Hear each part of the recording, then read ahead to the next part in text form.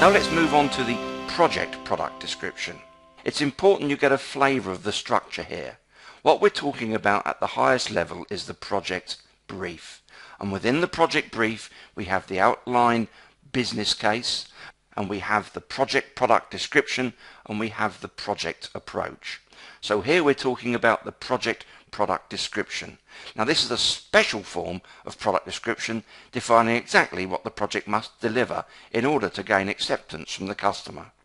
As I've repeated here, it's used to gain acceptance from the user regarding the project scope and requirements, and to define the customer's quality expectations, acceptance criteria, the method used to carry out acceptance, and the individuals who have responsibilities for these aspects.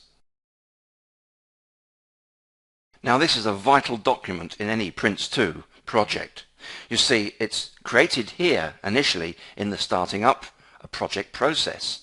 But when we enter into the initiation stage and use the initiating a project process, then when it comes to creating the project plan, the project product description may again be updated or modified. Once the PID is signed off and the project enters into the delivery stages, at the end of each stage, the project product description should be checked to make sure it's up to date, accurate and relevant.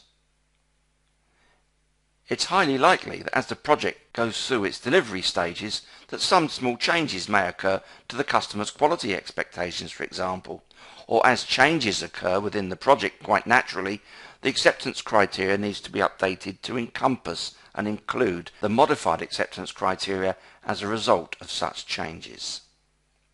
Let's then look at the contents of the project product description.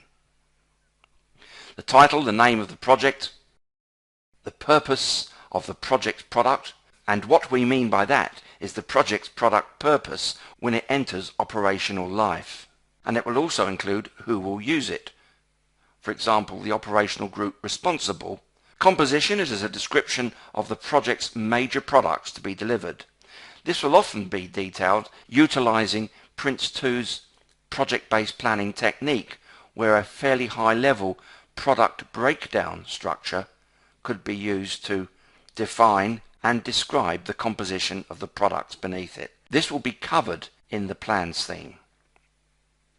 Derivation, the source products from which this product is derived.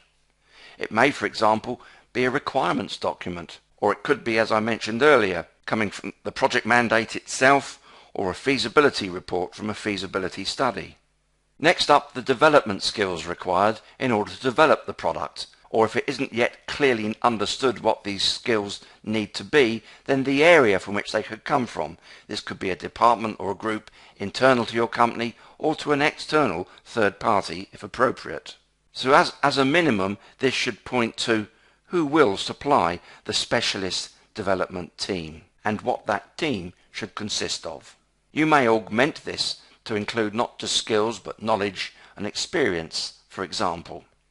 The customer's quality expectation, a description of the quality expected of the project's product, and any standards and processes needed in order to achieve that quality. It would be helpful, whenever possible, to prioritize such quality expectations, as there are bound to be trade-offs, and the customer's quality expectations will also give clues to the best project approach to be chosen. The acceptance criteria, a prioritized list of criteria that the project's product must meet in order to be acceptable to the customer or users. These should always be measurable definition of the attributes.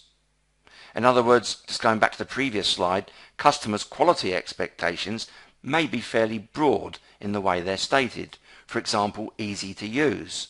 But where it comes to acceptance criteria, each aspect should be measurable, because after all, if you can't measure it, then that will lead to discussions, arguments, disagreements when it comes to accepting the end product at the end of the project, and could cause overrun, delays, and so on and so forth.